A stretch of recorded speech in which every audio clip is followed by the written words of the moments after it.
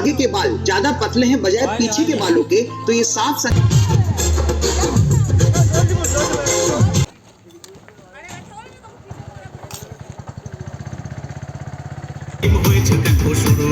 পড়াশুনো করে কি আছে লাভ, ডিগ্রির দাম নাই। হ্যাপি ক্রিসমাস সবাইকে। আর দেখো এই সবাইকে জানাই হ্যাপি ক্রিসমাস। সবার অনেক ভালো কেটেছে, অনেক ভালো আছো, সুস্থ আছো। কিন্তু এই ঠান্ডাতে আর সত্যি কথা বলতে কি ক্রিসমাস মানে একটু ঠান্ডা না হলে জমবে না। আর এই ঠান্ডার মধ্যেও আমরা বেরিয়ে পড়েছি, মানে আমাদের একটা গ্রুপ বা একদম দলগত একটা যেটা ট্যুর হয় সেটা বছরে, এমনি যে যার ফ্যামিলিগত সারা বছর ট্যুর হয়, কিন্তু দলগত যে ট্যুর যেটা পিকনিক সেটা একটা বছরের একটা দিন না হলে ঠিক জমে না। আর এদিকে দেখো সকালে রাত্রে বেরিয়েছিলাম আর সকালে এদের অবস্থাটা দেখো কি অবস্থা, সবাই কাহিল হয়ে পড়েছে, আমিও কাহিল হয়ে পড়তাম, শুধু এই বিচ্ছুটার জন্য আমি একদম কাহিল হতে পারিনি। তো চলো সকালে আমরা পৌঁছে গেছি। আজকে আমাদের ডেস্টিনেশন ছিল দেবকুণ্ড, যেটা উড়িষ্যায়। আর আমরা একটা পেট্রোল পাম্পে রেস্ট, মানে কি বলবো, এটা পাতরা সারার জন্য বেরিয়েছি, কারণ অন্যান্য জায়গায় অনেক ভিড় হবে। আর এই পেট্রোল পাম্পটা উড়িষ্যায় তো ভীষণ সুন্দর, পরিষ্কার পরিচ্ছন্ন, এত ভালো লাগছে। তো যাই হোক, আমার প্রাতরাশ সারার পর আমি একটু এক্সারসাইজটা করলাম, কারণ ভুঁড়িটা বেশ বেড়ে যাচ্ছে। আর এই ভুঁড়ির জন্য কোনো জামাগুলো না ঠিকঠাক ইচ্ছে হলে পরতে পারছি না। তবে জানুয়ারি থেকে আবার শুরু করবো ব্যায়ামটা, একটু চাপে ছিলাম। তো যাই হোক, ব্যায়াম ট্যাম সেরে ওই পেট্রোল পাম্পকে বিদায় জানিয়ে আমরা আবার ডেস্টিনেশনে বেরিয়ে পড়ছি। আর আমাদের এইবারে ট্যুরটা ছিল ভীষণ বড়, মানে 3টা গাড়ি ছিল, ভাবতে পারছো। আর আমাদের গাড়িতে যেটা আমার বড়বাবু চালিয়েছিল সেটা আমি, বরফি আর সুমন্ত তাদের দোকানের তাদের ছেলেগুলো ছিল। মানে এত সুন্দর একটা, যেটা পরিকল্পিত খুব একটা হয়নি, কিন্তু অল্প সময়ের মধ্যে হুটহাট করে যে আয়োজনটা সেটা দারুণ ছিল। তো আমরা বেরিয়ে পড়েছি দেবকুণ্ডের হচ্ছে ওই যে দূরে পাহাড়টা দেখছো, ওইটা আমাদের আজকে ছিল গন্তব্যস্থল। আমরা পাহাড়ে উঠবো। আর এই দেখো আমাদের সব থেকে গ্রুপের মধ্যে ফানি হচ্ছে রাজুদাকে এত ভালো লাগে, এত ফানি, ওর সঙ্গে থাকলে না মনটা বেশ ফ্রেশ হয়ে যাবে। আর এইবারে সুমন্ত দাদার দোকানের ছেলেগুলো এত মিশুকে, এত ভালো, মানে বরফি তো ওদের কাছে প্রায় সারাক্ষণ থাকছে। আর আমি একটা নিশ্চিন্তে থাকতে পারছি, ওরা বরফিকে এত যত্ন রেখেছে।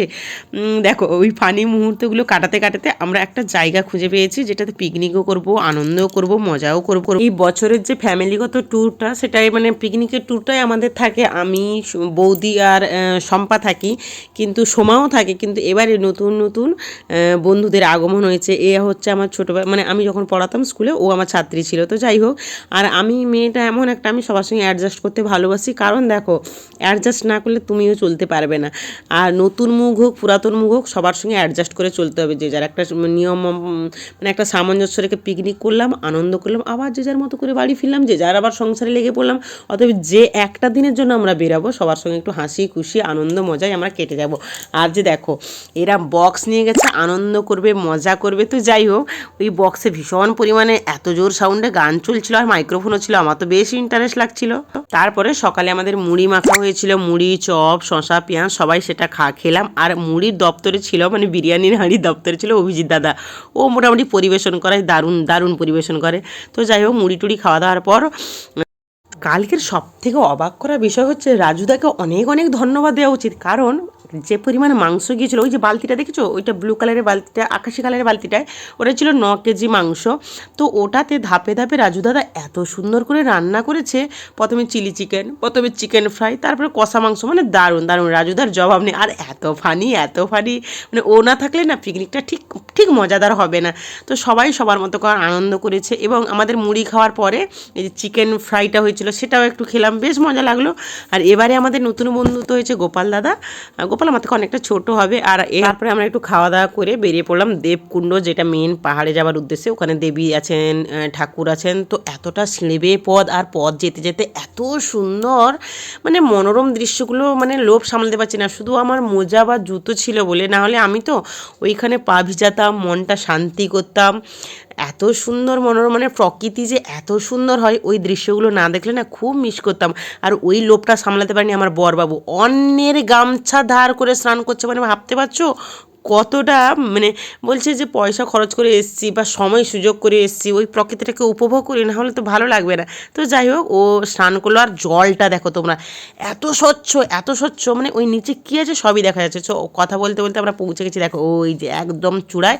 আর ওখানে ব্যারিকেড করে দিয়েছে, মানে অনেকটা স্রোত তো ঝর্ণার জলটা। তো তারপরে আর আমরা বিভিন্ন রকম করছি, কথা বলছি, আট ভঙ্গি তুলছি, কে কীরকম হাঁটে দেখাচ্ছি। এটা ফানি, এটা উচিত রয়, যদিও খুব মজার ছলে করেছিলাম। তো যাই হোক, আর ওই যে ঝর্ণা দেখছো দেবকুণ্ডের যে মেন একদম উঁচুতে, মানে আমি খালি বরফির কথাটা ভাবছি, ও কতটা ছোটোবেলাটা বাবা মায়ের সঙ্গে উপভোগ করছে, মজা করছে, আমরা যেটা হয়তো ছোটোবেলায় পাইনি। তো বাচ্চাকে একটু সময় মানে কি বলবো উপভোগ করতে দেওয়া উচিত। তো তারপরে ওখান থেকে এতটা সিঁড়ি বেয়ে 700টা সিঁড়ি ওঠা, মানে ভীষণ মানে যাতা কথা নেই। তবে আমি মনের জোরে গেছিলাম যে আমি উঠবই এবং ঠাকুরকে দর্শন করবই। ওই যে দেখেছো উঠে এসেছি, ওই যে ঠাকুর আছেন, আসল ঠাকুর। ভীষণ মনটা ওখানে যে, যদিও ক্যামেরা অ্যালাউ করতে দেয়নি, আমি লুকিয়ে করেছিলাম। ব্যাস তারপরে নেমে এলাম। আর উঠার যতটা সহজ, উঠা যতটা কঠিন, নামাটা কিন্তু এতটা মানে কঠিন নয়, সহজ সুন্দর নেমে আসা যাবে।